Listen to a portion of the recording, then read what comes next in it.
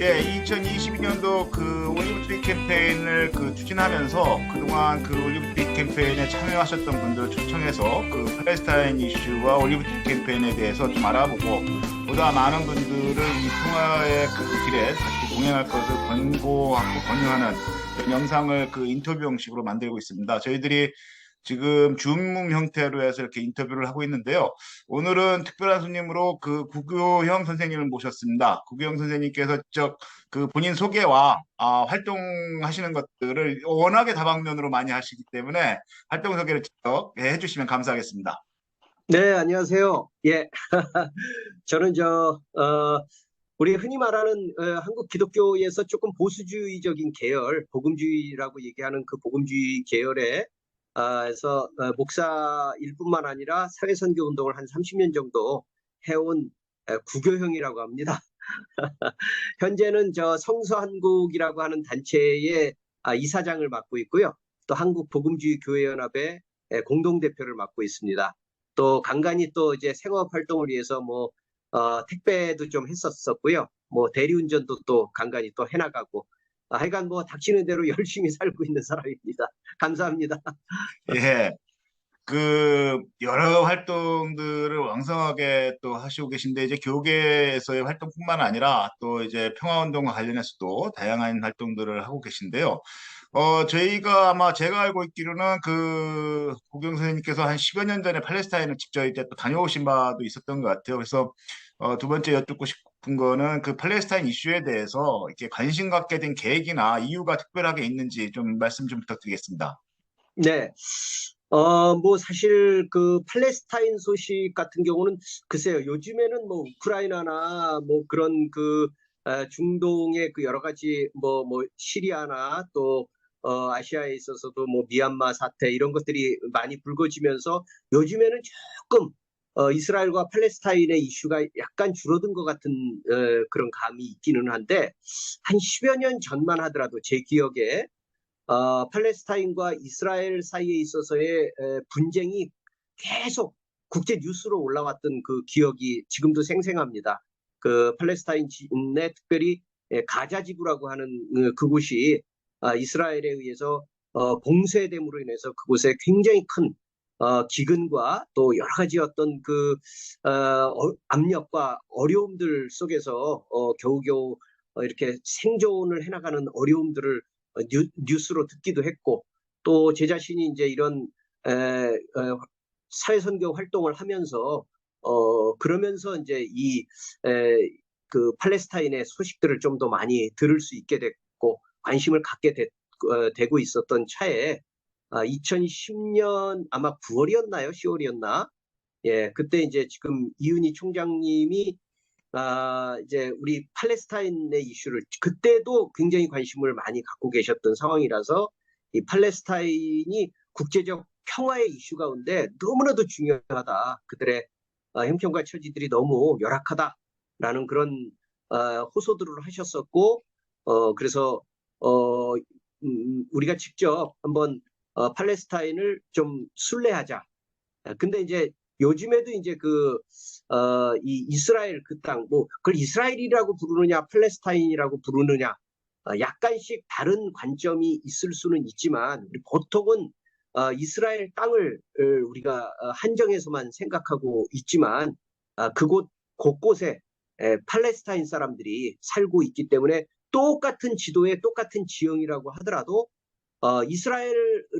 유일하게 이스라엘의 관점으로만 보면 팔레스타인 사람들은 마치 이렇게 이방인 같은 느낌이 들 수도 있고 그렇게 착각하기 쉽지만 사실은 이스라엘 사람들이 있기 훨씬 이전부터 그곳에 지키고 있던 살고 있던 거주하고 있던 팔레스타인 사람들의 삶들을 우리가 직접 한번 경험하고 목격하자라는 그런 관심으로 이제 2010년도에 저희가 갔었죠. 지금 돌아보면 많은 것들을 봤지만 제일 많이 기억에 남는 게 역시 체크포인트와 분리장벽입니다. 아마 여러분들 영상이나 사진 같은 것들로 보셨겠지만 그 팔레스타인 사람들이 살고 있는 그 굉장히 중요한 지역마다 높이 한 3, 4미터 정도 되는 굉장히 높은, 우리 여러분 교도소 사진들 이렇게 가끔 보시면 그 높이에 이렇게 높은 장벽들 보시잖아요. 그런 장벽들이 도시 곳곳에 그, 그 이스라엘이라고 하는 그 나라 전체의 곳곳에 팔레스타인 사람들이 살고 있는 것과 이스라엘 사람들이 살고 있는 것을 이렇게 나누어서 이렇게 그 장벽을 설치한 것들을 볼 수가 있습니다. 근데 그러면 그냥 이스라엘 사람들도 불편하고 팔레스타인 사람들도 불편한 거 아니냐? 그냥 그 사람들이 이렇게 맞닥뜨리지 못하게 나눠버린 거 아니냐? 그렇지 않고요. 이스라엘 사람들이 활동하는 데는 거의 지장이 없도록 만들어가면서 어떻게 보면 거대한 형무소를 만든 거예요. 예, 팔레스타인 사람들은 그 고립되어서 이곳에 조금 저곳에 몰려서 뭐 어제까지만 하더라도 자유롭게 이동이 가능한 곳에 분리장벽이 생기면 이제 그곳을 가기 위해서 뭐 거기 내 직장이 있을 수도 있고 어떤 농사를 짓기 위한 농토가 있을 수도 있고 또 학교가 있을 수도 있고 또 병원이 있을 수도 있지만 그곳을 가기 위해서 이제는 여러 곳을 돌아서 그리고 그 사이사이에 또 체크포인트라고 하는 곳이 있어서 일일이 검문을 받아서 통과할 수 있는 그런 아주 불편한 그러니까 생존 자체를 위해서도 그 사람들은 참 존재하기가 어려운 그런 곳들이 곳곳에 굉장히 많이 세워져 있는 것들을 보면서 야 정말 우리가 그동안 알고 있었던 특별히 기독교인들이 생각하고 있는 성지, 거룩한 땅이라고 얘기했던 그 관점이 얼마나 왜곡된 시선인가 현재적인 관점에서 볼 때 그런 것들을 참 참담하게 느꼈던 기억이 지금도 있습니다. 예, 감사합니다. 그 팔레스타인 현지를 방문했던 경험들도 생생하게 그 말씀을 주셨는데요. 그 저희들이 이제 보통 보면 가자나 이런 그 가자 지구를 이제 하늘 안에 가장 거대한 감옥이다 이렇게 이야기 표현들도 하고 있죠. 그래서 아마 그 국경 선생님 말씀을 통해서 그 체크 포인트나 분리장벽 등 이렇게 그 팔레스타인 사람들의 삶의 현재에 대해서 좀 이렇게 들을 수 있는 기회가 돼서 너무 감사합니다. 그런데 이제 지금 저희 한국 시민사회에서는 특히 이제 그 또 목사님이시니까 또 여쭤보는 건데요. 또 한국 개신교 진영에서는 팔레스타인 이스라엘 간에 관련한 이슈에 대해서 특히 이제 팔레스타인 이슈에 대해서는 좀 이렇게 그 다루는 거에 대해서 대단히 어려워하거나 좀 외면하고 있는 현실인 것 같다는 느낌을 갖고 있어요. 그런데 목회자들이 팔레스타인 이슈를 몰라서 그런 게 아닐 텐데 그런 이유가 특별히 어디에 있다고 보시는지 좀 말씀 부탁드리겠습니다. 예, 뭐 제 생각에는 이제 이렇게 다 똑같은 입장이지만 크게 보면 이제 두 가지의 어떤 역할이 영향이 있을 거라고 생각을 합니다. 첫째는 이제 우리 대한민국이라고 하는 나라 자체가 특별히 미국을 중심으로 한 서구적 시각이 굉장히 강하죠. 서구적 입장, 시각이 굉장히 강하게 이렇게 되어 있는데 우리가 알다시피 미국이라고 하는 나라가의 국제적인 정책 가운데 아주 중요한 부분이 중동 정책이잖아요. 지금도 마찬가지고 중동이 굉장히 큰 영향력을 그 미국의 국제 정치 가운데서 큰 영향력을 가지고 있는데 그 중동의 그 미국의 어떤 영향력을 행사하는 아주 중요한 역할을 이스라엘이 하고 있습니다. 그러니까 이제 그 수없이 많은 중동의 나라들과 그 패권들을 유지해 나가고 있는 미국적 시각에 어찌 보면 대리점과 같은 출장소 같은 역할을 이스라엘이 하고 있는 것이 지금도 역시 여전하기 때문에 이스라엘을 우대하고 이스라엘에 편향된 시각을 가지고 있는 부분들이 미국의 국제정치 가운데서 나타나고 있고 또 그것이 고스란히 그 친서방적인 그 입장을 취하고 있는 대한민국에도 그대로 흘러 들어와서 우리가 알고 있는 그 땅에 대한 지식과 정보는 거의 대부분 미국적 시각을 그대로 이어받아서 우리가 판단하고 우리가 직접 판단하고 생각하고 한다기보다는 미국적 시각이 그대로 우리에게 전수되어서 우리는 그들이 생각하고 있는 바를 그냥 답습하고 있는 모습에서 크게 벗어나지 않기 때문에 팔레스타인의 상황 역시도 테러리스트로 그 지역의 안보와 어떤 국제 평화를 위협하는 아주 골치 아픈 존재, 테러리스트 이런 관점에서 팔레스타인을 보게 되는 그런 요인이 첫 번째가 있을 것이고요. 또 하나는 이제 우리 기독교적 입장에서도 비슷하지만 우리 그 성경의 기본적인 맥락은 이스라엘의 역사죠. 이스라엘의 역사를 기본 뼈대로 해서 구약이 만들어지고 또 신약의 상당 부분들이 예수님이 계셨던 그 땅 역시도 지금 그 땅의 그 현실이기 때문에 그 땅에 대한 성경적 관점에서 굉장히 깊이 중요하게 여기는 것은 뭐 당연한 일이라고 생각하는데 그 관점이 이스라엘 중심이 되는 거죠.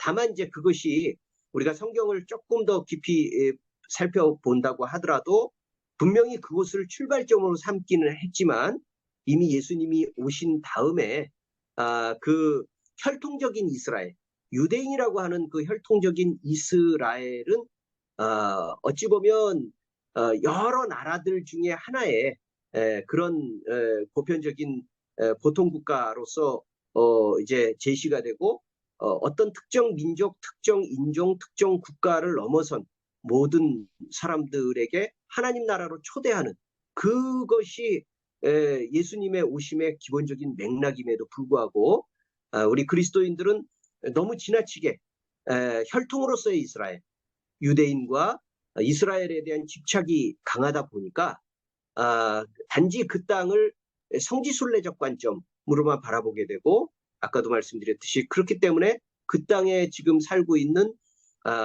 팔레스타인 사람들은 무슬림이고 종교도 다르고 또 여러 가지 어떤 성경에 나와 있는 기본적인 맥락에서도 훨씬 더 이질감을 갖게 되기 때문에 기독교계에서는 여전히 왜곡된 시각으로 그 땅을 밟고 오더라도 이스라엘적 시각만 습득하고 돌아오는 그것이 더욱 강화되는 그런 안타까움이 계속 이어져 오고 있다고 그렇게 생각을 합니다.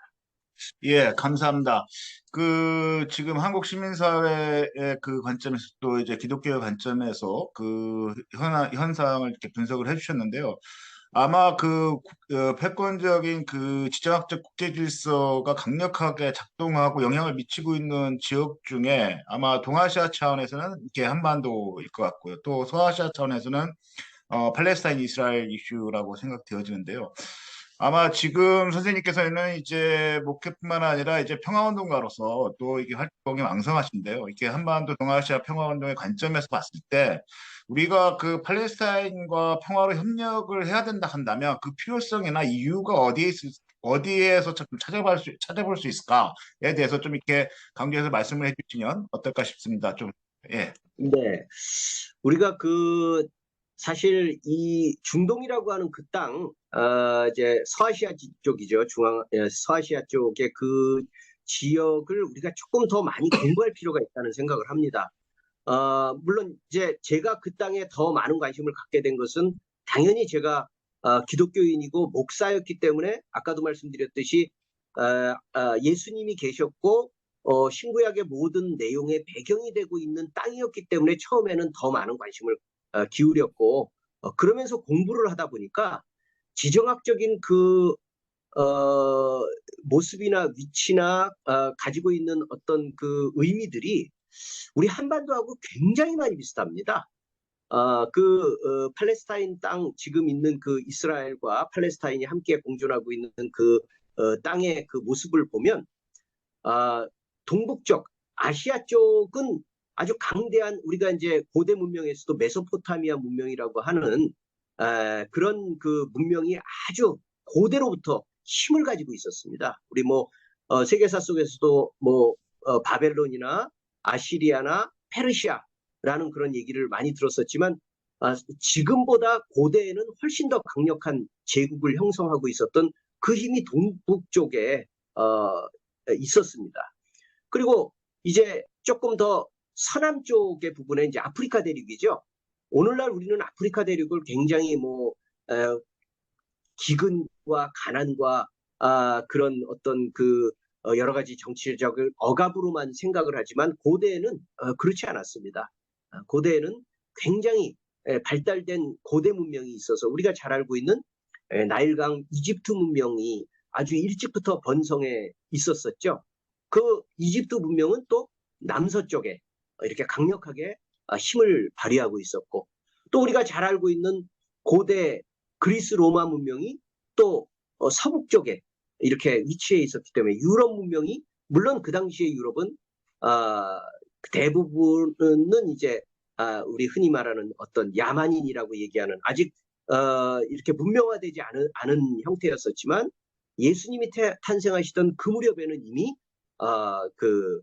서유럽까지는 아니지만 남부 유럽 같은 경우는 고대 문명이 번성해 있는 그런 그 사이에, 그러니까 동쪽과 남쪽과 또 서쪽에 그 모든 그 주변부의 강대국들이 고대 문명이 번창해 있는 그 사이에 요충지로서 아주 작은 나라였었지만, 그 나라를 거치지 않고서는, 그곳을 거치지 않고서는 어느 곳에도 세력을 뻗을 수도 없고 진출할 수도 없고 하는 그런 아주 교량에 위치해 있는 곳이 바로 이 팔레스틴 땅이었었습니다.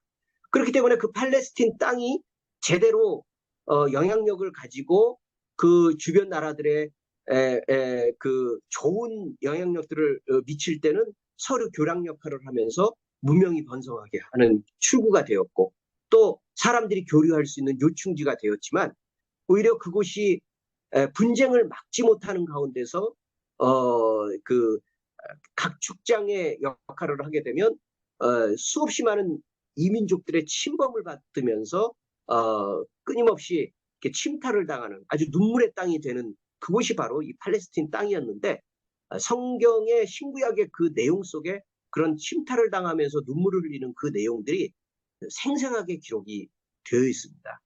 우리는 이 한반도의 그 상황들을 너무나도 잘 알고 있습니다. 우리 북쪽에 대륙 세력이라고 하는 세계적인 강대한 힘을 가지고 있는 러시아와 중국의 힘이 있고요.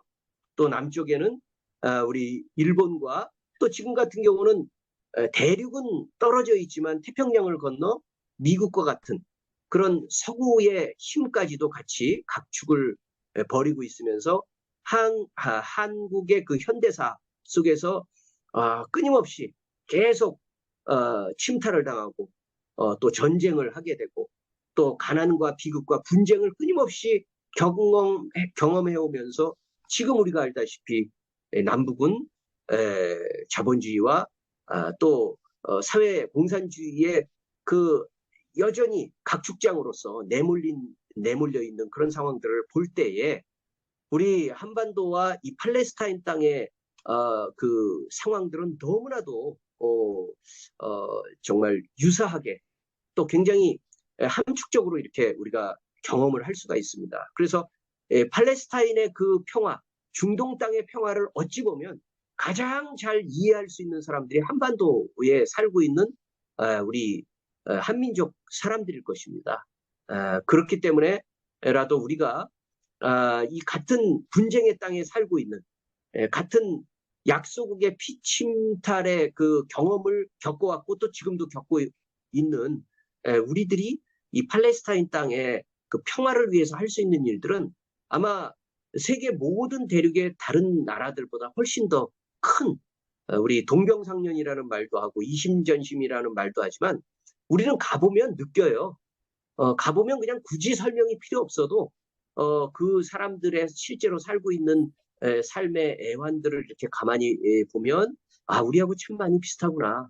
우리가 저 땅에 평화를 위해서 할 수 있는 역할이 뭘까라는 것을 진정으로 고민하다 보면 한반도의 이 평화에 대해서도 더 깊이 고민하게 되고, 또 우리가 함께 공존할 수 있는 길이 뭘까. 아마 남북의 분단된 그런 분단 냉전 의식을 벗어나는 수 있는 길도 역시 그 팔레스타인의 그 평화를 위해서 노력하는 가운데서 더 깊이 얻어질 수 있을 것이라고 생각을 합니다. 예, 감사합니다. 아주 좀 상세하게 팔레스타인과 만나야 되는 문제, 평화로 만나야 되는 문제에 대해서 좀 이렇게 역사 속에서 역사적 맥락을 가지고 설명을 잘 해주신 것 같습니다. 사실 팔레스타인은 점령의 70년 역사를 지금까지 이어오고 있고, 또 한반도도 분단의 역사를 70년 그대로 이어오고 있는데요.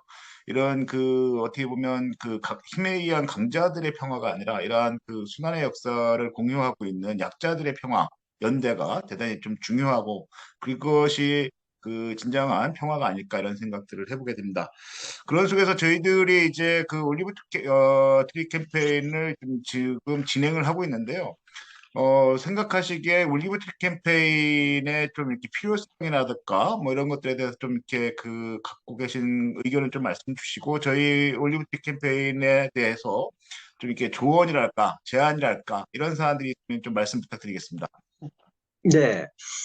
일단 저는 이제 제가 2010년도에 그 팔레스타인을 함께 방문했을 때 이제 그때부터 이제 올리브 트리 캠페인과 그 운동을 제가 이제 이렇게 들으면서 지금도 마찬가지로 가장 많이 이렇게 떠오르는 생각이 하나가 있습니다. 아까도 말씀드렸듯이 팔레스타인 땅과 한반도의 그 상황은 비슷한 것들이 굉장히 많다는 말씀을 드렸는데 제가 그 팔레스타인을 구체적으로 우리나라 가운데서 떠올릴 수 있는 곳을 좀 비슷하게 유사하게 떠올릴 수 있는 지역이 있다고 하면 저는 제주도라고 생각을 했었습니다. 제주도는 우리가 알다시피 우리나라에서는 가장 이국적인 모습들을 가장 많이 이렇게 담고 있고 세계의 관광 명소입니다. 뭐 물론 저도 95년도에 이제 결혼해서 신혼여행을 처음 갔던 곳이 이제 제주도였고, 뭐 굳이 관광지라고 하는 곳을 찾아가지 않아도 차 하나 빌려서 그냥 어디를 가도 너무나도 제가 지금까지 살아오면서 경험했던 곳과는 너무 다른 곳곳이 다 천혜의 자연이고 너무 아름답고 정말 지금까지 살아왔던 것들하고는 굉장히 다른 경험들을 하면서 놀랐던 경험들이 지금도 생생하게 기억이 됩니다. 아마 그런 것들을 보기 위해서 많은 사람들이 제주도를 방문할 것입니다. 그러나 사실 제주도를 우리 관광객의 입장에서 그냥 구경하러 가는 것하고 그곳에 살고 있는 그냥 단순히 이주해서 잠깐 요즘 우리가 제주도에서 살기 위해서 이주하는 분들이 굉장히 많지만 제주도를 그냥 지금까지 조상대대로 살아왔던 그 현지 지역 주민들의 입장에서 자기의 땅인 제주도는 우리 관광객이나 이주민들하고는 굉장히 다를 겁니다. 제가 이제 지금도 제주도 토백이에 친구를 한 사람 알고 있고 또 그 이후에 우리 뭐 강정마을이라든가 제주도에서 일어났던 여러 가지 상황들을 저도 운동적 차원에서 관심을 기울이면서 그곳을 여러 번 방문하면서 다시 새로운 시각으로 보게 되니까 우리가 알고 있는 관광 명소라고 하는 곳이 사실은 이미 우리 뭐 해방 전후에 있었던 그 현대사 속에서 일제에 의해서 동원된 그런 땅이기도 하고 또 미군정 치하에서 4.3의 그 항쟁이 있었던 그런 피눈물 나는 그런 현장들이 사실은 지금 관광지 그 땅에 그대로 묻혀 있는 것을 굉장히 많이 보게 됩니다. 그리고 또 우리가 오름이라고 하는 참 구경하기 너무 좋은 그곳에 곳곳에 이제 그 일제 때부터 있었고 또 미군 정치하에도 이렇게 탄압을 피해서 숨어 들었던 그 많은 현장들이 지금도 남아있는 것들을 우리가 보게 됩니다. 그러니까 사실 현지인들 본토 주민의 입장에서의 제주라고 하는 그 땅은 끊임없이 외세에 의해서 침탈을 당하고 심지어는 같은 민족이라고 하면서도 내지인 사람들, 본토 사람들에 의해서 끊임없이 이렇게 억압을 당하는 그런 역사들이 제주도에 남겨져 있는 거죠. 팔레스타인 땅이 딱 그렇습니다. 팔레스타인 땅 역시도 관광객들에게 있어서는 재미있는 구경거리고 성지순례의 그런 의미밖에는 갖고 있지 않지만 그 팔레스타인을 실제로 살아가고 있는 주민들의 입장에서는 외세에 의해서 끊임없이 침탈을 당하고 또 다른 이방인들에 의해서 아까 말씀드렸듯이 거주지가 높은 분리 장벽에 의해서 분할되고 또 그것들을 매일매일 제가 이제 체크포인트를 이제 그곳에 방문했을 때 정말 너무너무 많이 마음에 아픈 마음으로 지금도 기억되는 게 우리 관광객들 같은 경우는 사진 찍어가는 하나의 관광 상품 중에 하나입니다. 분리장벽도 있고 체크포인트도 있고 재밌잖아요. 우리 입장에서는 굉장히 생소한 그림이에요. 그러니까 사진을 그냥 담아갑니다. 근데 거기에 있는 사람들은 매일같이 직장에 가기 위해서, 출퇴근하기 위해서, 또 학교 가기 위해서, 또 아프면 병원 가기 위해서 그 체크포인트를 통과를 해야 됩니다. 통과하는 그 과정에서 엄청나게 많은 사람들이 당연히 줄을 서겠죠. 그래서 체크포인트 그 주변에 분리장벽 그 밑에를 보면요. 사람들이 이렇게 배설한 인분, 똥이 엄청 많습니다. 왜 그러냐면 기다리다가 못해. 뭐 어디 화장실이 있는 것도 없잖아요. 그러니까 아무데나 다 배설을 하는 거예요.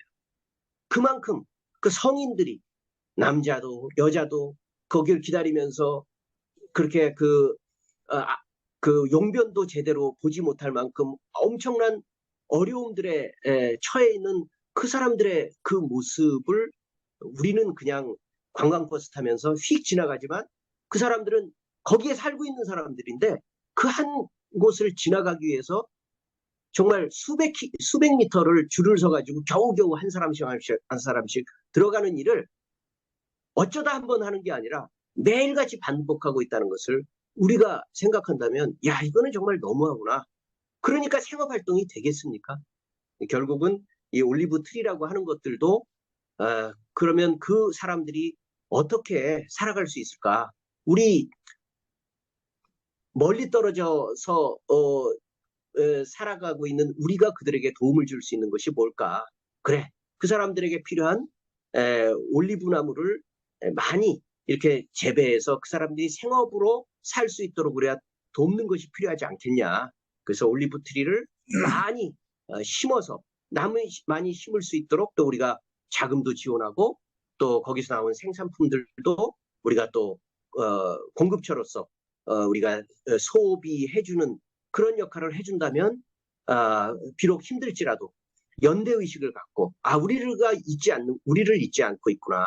우리 알다시피 2014년에 있었던 그 세월호 참사가 있고 난 다음에 유가족들이 지금껏 한결같이 요구하는 바가 잊지 말아달라는 거잖아요.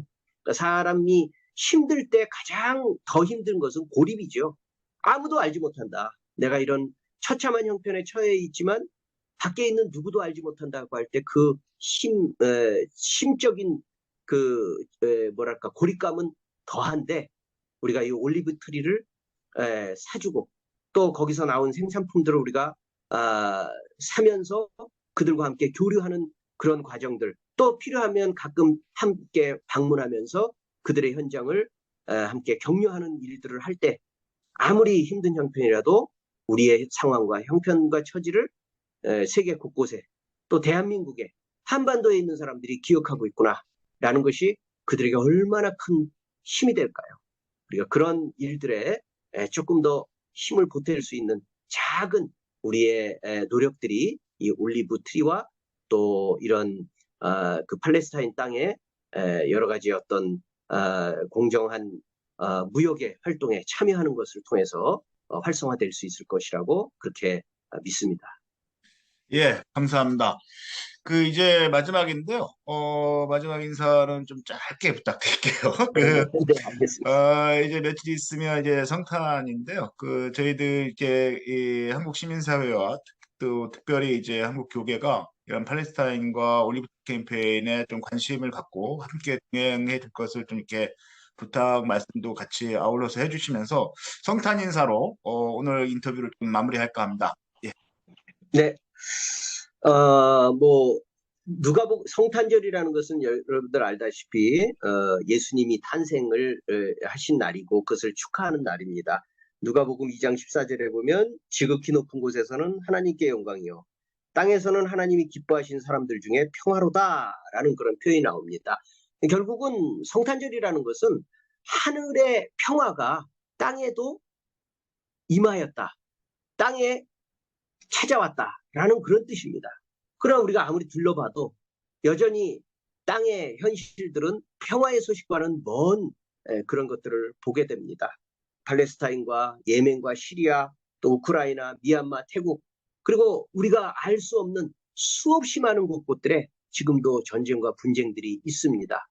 이번 성탄절에는 정말 예수님의 그 평화, 하늘에서만 머물러 있는 평화가 아니라 땅에 찾아오는 평화로 분쟁이 종식되고 전쟁이 끝나고 또 서로 미워하고 증오했던 그 마음들이 풀려서 우리가 할 수 있는 한 좀 더 평화로워지는 더 행복해지는 그런 기대하는 2023년을 맞는 그런 성탄절의 시간들이 됐으면 좋겠습니다.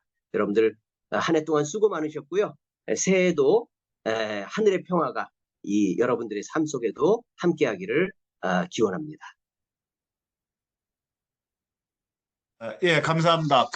오늘 인터뷰가 오래간만에 우리 구기영 선생님하고 만나서, 진행을 했는데요. 아마 성탄을 앞두고 우리, 목사님으로서 이제 한편의 성탄 설교를 이렇게, 해주신 것 같습니다. 그래서 이 영상을 보시는 분들에게, 많은 울림과 공감이 있을 거라고 생각되어지고요. 그런 울림과 공감들이 좀 더 뭐랄까, 각자의 삶의 공간에서 또 활동 공간에서 평화를 좀 이렇게 성찰적으로 한번 생각해보고 나눌 수 있는 계기가 되었으면 하는 바람이 되고 바람을 갖고 있고요. 오늘 귀한 말씀들이 그러한 나눔에 큰 보탬이 되지 않을까 생각합니다. 오늘 바쁜 일정에도 함께 해주신 우리 구기영 목사님 또 감사드립니다. 이것으로서 오늘 인터뷰를 마칠까 합니다. 감사합니다. 감사합니다.